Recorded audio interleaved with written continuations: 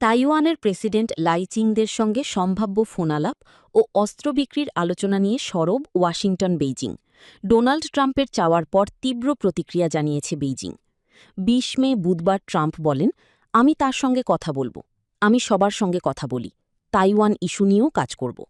মার্কিন প্রেসিডেন্টের এই ঘোষণা বাস্তবায়ন হলে ১৯৭৯ সালের পর প্রথমবার কোনো মার্কিন প্রেসিডেন্ট সরাসরি তাইওয়ানের নেতার সঙ্গে যোগাযোগ করবেন।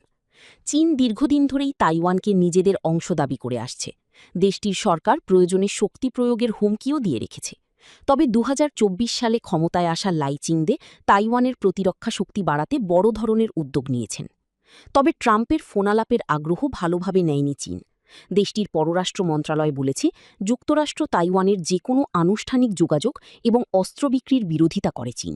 একই সঙ্গে ওয়াশিংটনকে ভুল সংকেত না দেওয়ার আহ্বান জানিয়েছে তারা। এদিকে যুক্তরাষ্ট্র প্রায় $১৪ বিলিয়ন একটি নতুন অস্ত্র প্যাকেজ নিয়ে বিবেচনা করছে বলে জানা গেছে। এতে অ্যান্টি ড্রোন প্রযুক্তি ও আকাশ প্রতিরক্ষা ক্ষেপণাস্ত্র ব্যবস্থা থাকতে পারে।